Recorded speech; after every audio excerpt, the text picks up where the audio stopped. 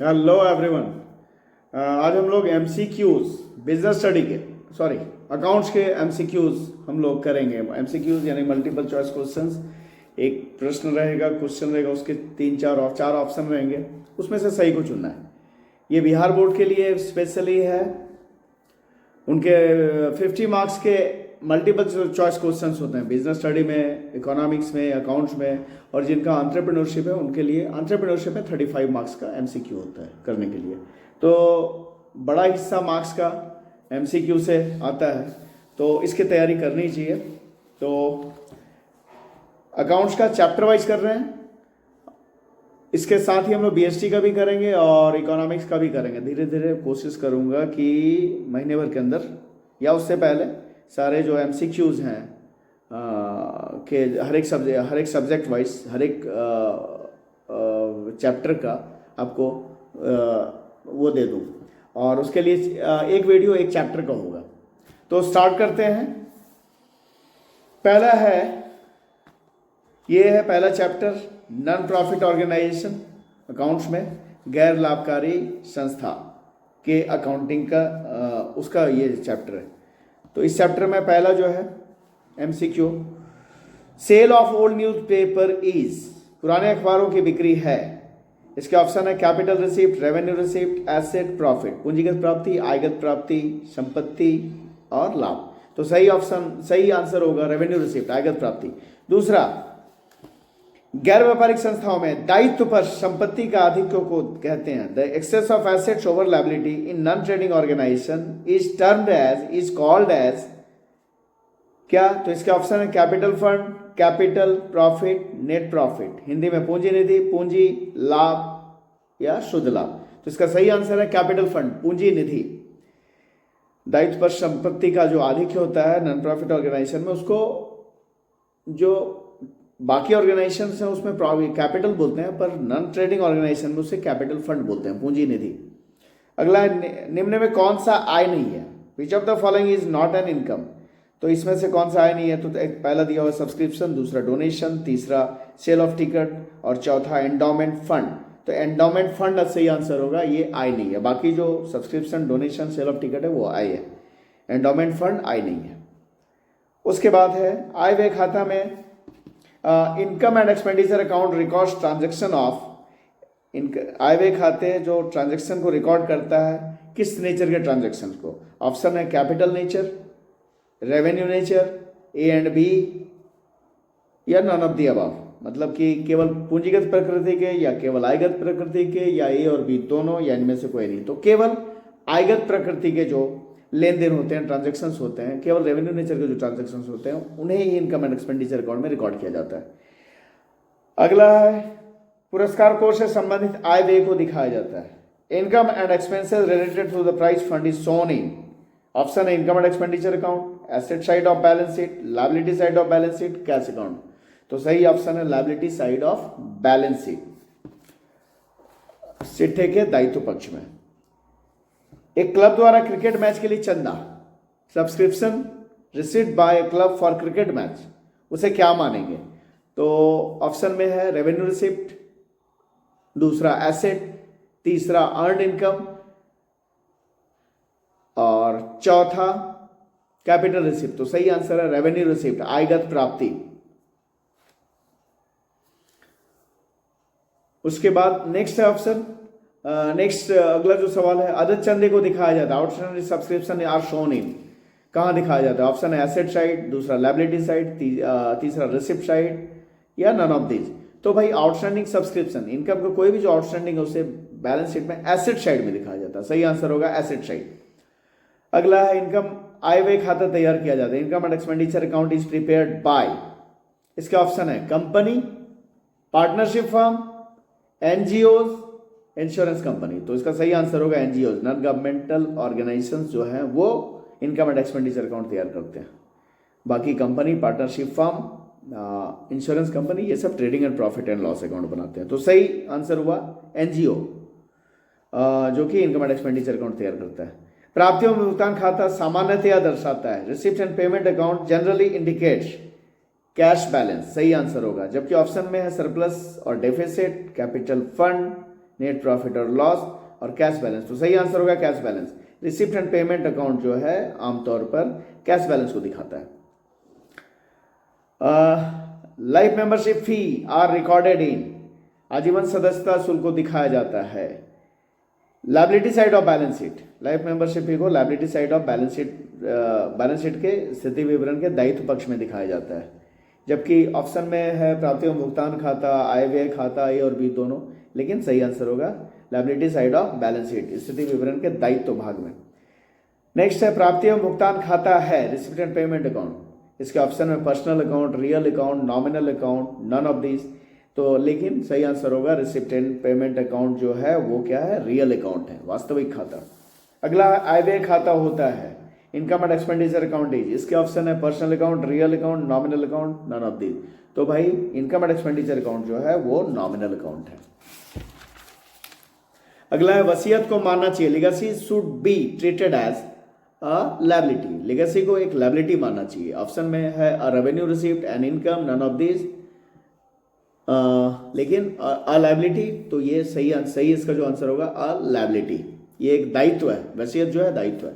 गैर व्यापारिक संगठनों का आजीवन शुल्क माना जाता है। Life membership fee of non trading organisation और not for profit organisation is treated as, इसका सही आंसर होगा कैपिटल रिसिप्ट, जबकि और भी ऑप्शन है revenue receipt, both A and B, none of this. पर सही आंसर जो होगा वो होगा कि लाइफ मेंबरशिप फी जो है गैर व्यापारिक संगठन नॉन ट्रेडिंग ऑर्गेनाइजेशन के लिए कैपिटल रिसिप्ट है। नेक्स्ट है एक गैर व्यापारिक संस्था के लिए मानदेय का भुगतान होता है for a non trading concern honorarium paid is, क्या है वो, एन इनकम या एक आय है, या एन एसेट एक संपत्ति है, या एन एक्सपेंस एक खर्च है, या इनमें से कोई नहीं। तो वो सही आंसर होगा एन एक्सपेंस, ये एक खर्च है। यदि क्लियरली कुछ नहीं दिया है तो प्रवेश शुल्क को माना जाता है, क्या माना जाता है, a capital receipt, a revenue receipt, a liability, none of this. तो सही आंसर होगा अ रेवेन्यू रिसिप्ट या रेवेन्यू इनकम। और व्यय पर आय की अधिकता को कहा जाता है excess of income over expenditure, उसे कहा जाता है अधिशेष या अधिलाभ, अंग्रेजी में सरप्लस। ऑप्शन में डेफिसिट भी दिया हुआ है, ए एंड बी दोनों भी दिया, नन ऑफ दिस। तो सही आंसर होगा सरप्लस या अधिशेष। अगला, लाभ न कमाने के लिए स्थापित संस्थाएं तैयार करती है जो not for profit organisation prepare income and expenditure account. इसके ऑप्शन में है profit and loss account, trading account, revenue account. लेकिन ये जो नॉन प्रॉफिट ऑर्गेनाइजेशंस हैं, नॉट फॉर प्रॉफिट ऑर्गेनाइजेशन है, वो इनकम एंड एक्सपेंडिचर अकाउंट तैयार करते हैं। अगला है which one is shown in the receipt and payment account. निम्न में से किसे रिसिप्ट एंड पेमेंट अकाउंट में दिखाया जाएगा। ऑप्शन है outstanding salary, depreciation, life membership फी, एक्रूड सब्सक्रिप्शन। तो इसमें से लाइफ मेंबरशिप फी को रिसिप्ट एंड पेमेंट अकाउंट में दिखाया जाएगा। पूंजीगत प्रकृति की सभी प्राप्तियां दिखाई जाती है। All receipts of capital nature are shown in balance sheet. Balance sheet में कैपिटल नेचर के जो भी रिसिप्ट्स हैं उसे बैलेंस शीट में दिखाया जाएगा। लायबिलिटी साइड में which of the following is not non profitable organisation. निम्न में कौन सा अलाभकारी संस्थान है। इसके और चार जो ऑप्शन है, एक है बिहार एकेडमिक काउंसिल, दूसरा टाटा स्टील, तीसरा एयर इंडिया, चौथा जेट एयरवेज। तो इसका सही आंसर है बिहार एकेडमिक काउंसिल। अगला है प्राप्ति एवं भुगतान खाता है receipt and payment account is. इसके चार ऑप्शन है statement of affairs, cash statement, profit and loss statement, none of this.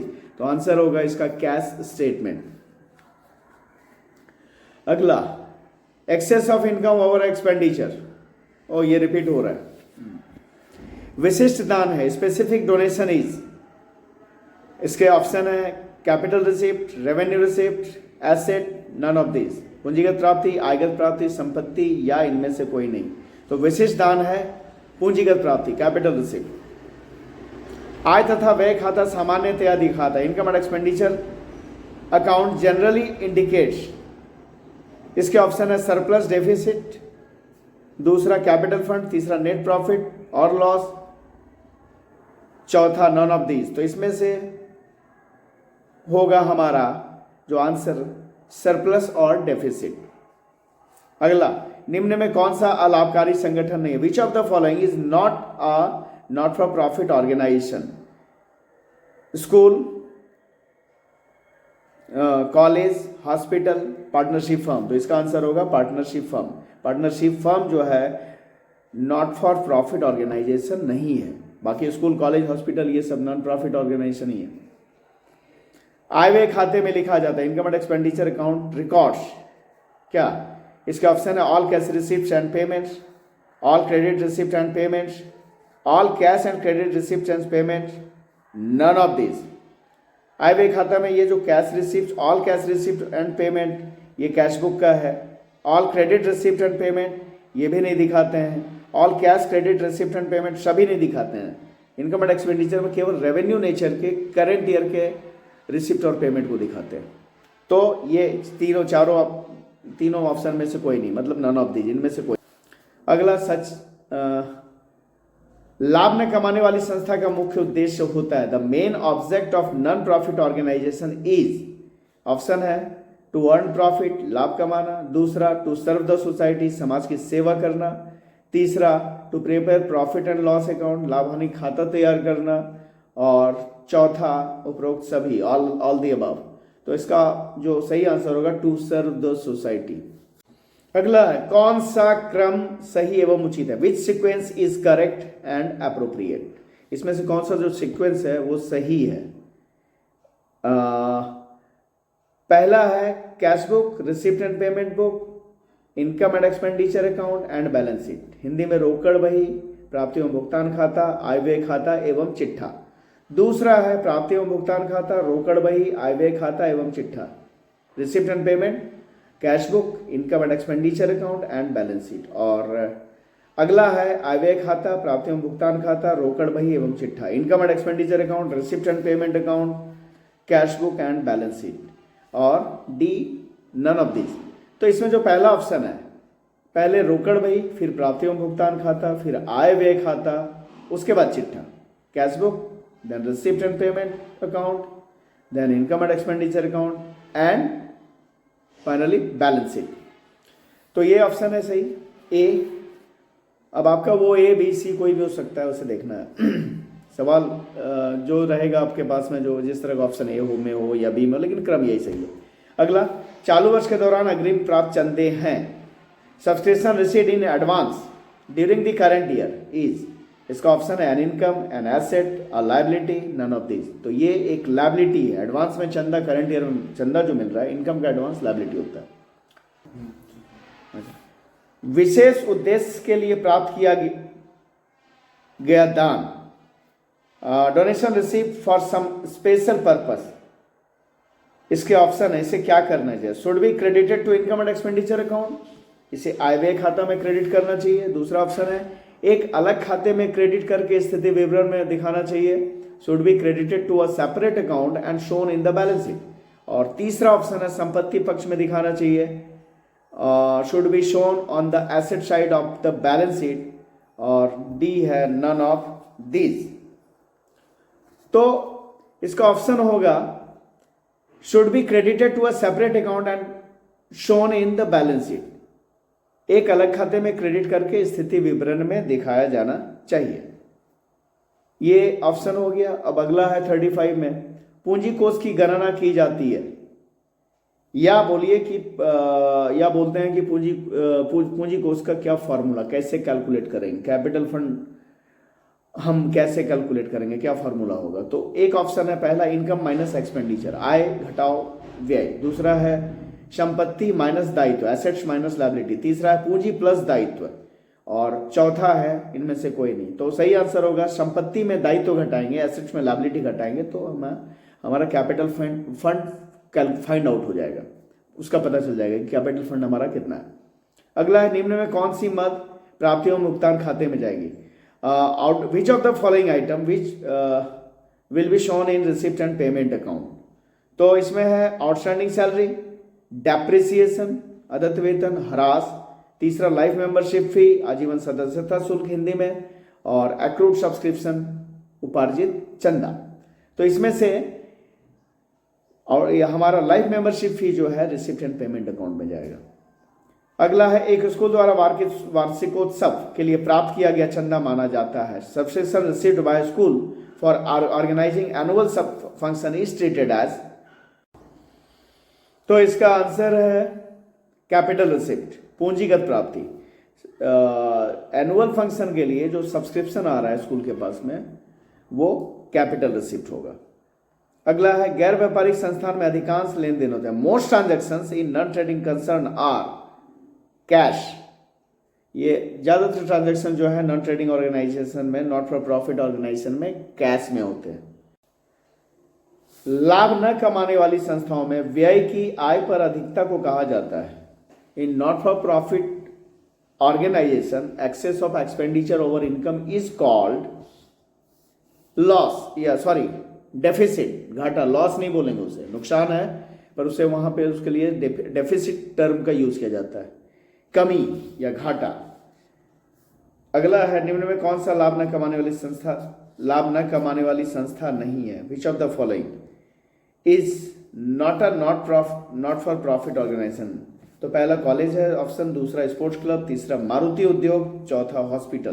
तो इसका आंसर है मारुति उद्योग जो है वो नॉट फॉर प्रॉफिट ऑर्गेनाइजेशन नहीं है, वो प्रॉफिट कमाने के लिए वाली संगठन है। बाकी जो कॉलेज, स्पोर्ट्स क्लब, हॉस्पिटल वो नॉट फॉर प्रॉफिट ऑर्गेनाइजेशन है। तो ऑप्शन होगा मारुति उद्योग। 41 एक संस्था द्वारा प्राप्त चंदा है। Subscription received by an organisation is revenue receipt. ये आयगत प्राप्ति है। ऑप्शन में कैपिटल रिसिप्ट है या फिर बोथ ए एंड बी है या नन ऑफ द अबव है, लेकिन ये रेवेन्यू रिसिप्ट है। चंदा जो है रेवेन्यू रिसिप्ट। अध्यक्ष को दिया गया मानदेय है। Payment of honorarium to chairman is treated as revenue expenditure या रेवेन्यू पेमेंट, आयगत व्यय। इसका ऑप्शन होंगे, जबकि ऑप्शन में डेफर्ड एक्सपेंडिचर है, कैपिटल एक्सपेंडिचर है, रेवेन्यू एक्सपेंडिचर सही आंसर होगा। अग्रिम प्राप्त चंदा सब्सक्रिप्शन रिसीव्ड इन एडवांस, ये क्या है? तो इसका ऑप्शन दिया हुआ एसेट, संपत्ति या लायबिलिटी, दायित्व या इनकम या नन ऑफ दिस। तो एडवांस में प्राप्त जो सब्सक्रिप्शन है इनकम का एडवांस, वो हमारे लिए लायबिलिटी है, दायित्व। अगला है एक क्लब द्वारा प्राप्त आजीवन सदस्यता शुल्क को दिखाया जाता है। क्लब जो लाइफ मेंबरशिप फीस क्लब को जो मिलती है उसे कहाँ दिखाया जाता है? तो उसे दिखाया जाता है बैलेंस शीट में। ऑप्शन में इनकम एंड एक्सपेंडिचर है, रिसिप्ट एंड पेमेंट है, नन ऑफ दीज है, पर जो सही आंसर होगा वो क्या होगा? Balance sheet. इसे लाइफ मेंबरशिप फी को बैलेंस शीट में दिखाया जाता है। और नेक्स्ट प्राप्ति एवं भुगतान खाता सारांश है। Receipt and payment account is a summary of.